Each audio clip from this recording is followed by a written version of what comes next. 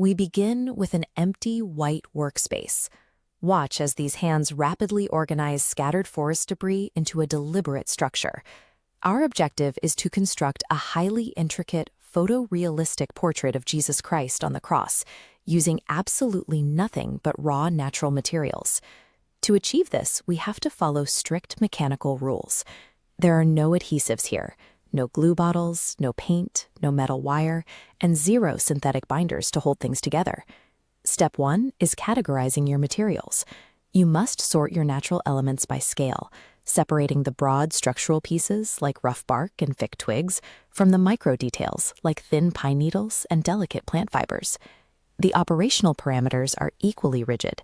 The entire process takes place on a perfectly flat white surface, shot from a permanently locked 90-degree overhead angle.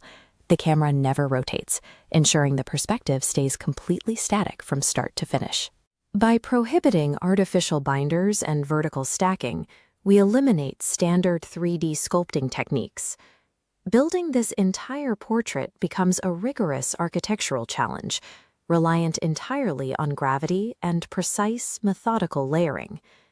Before we even attempt to introduce the human figure, we have to construct the entire structural skeleton of the cross.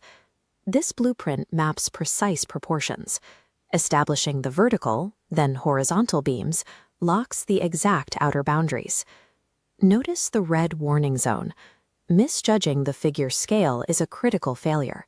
Building outward before locking boundaries breaks the entire structure. With the boundary set, we use a center-outward filling technique.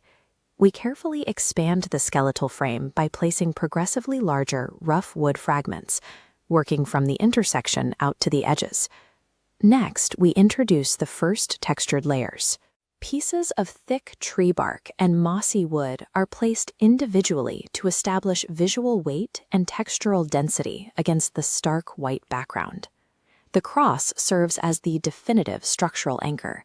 It permanently locks in the scale, the physical boundaries, and the geometric reality of the entire composition. Now that the rigid, inorganic architecture of the cross is established, we transition to building the fluid, organic silhouette of the human body. This relies entirely on anatomical curation.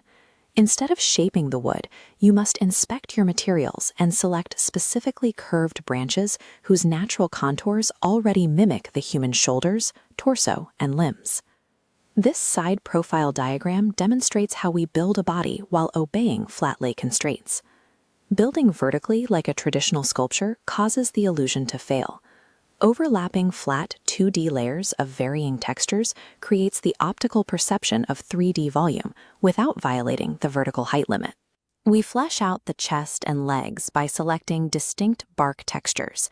These specific textures create a clear visual separation between the soft contours of the figure and the rough wooden cross beneath it. To simulate the physics of flowing drapery around the waist, we meticulously arrange tiny, naturally curved splinters and soft plant fibers, letting the natural shape of the debris suggest the folds of cloth. Achieving anatomical realism here requires strict observation.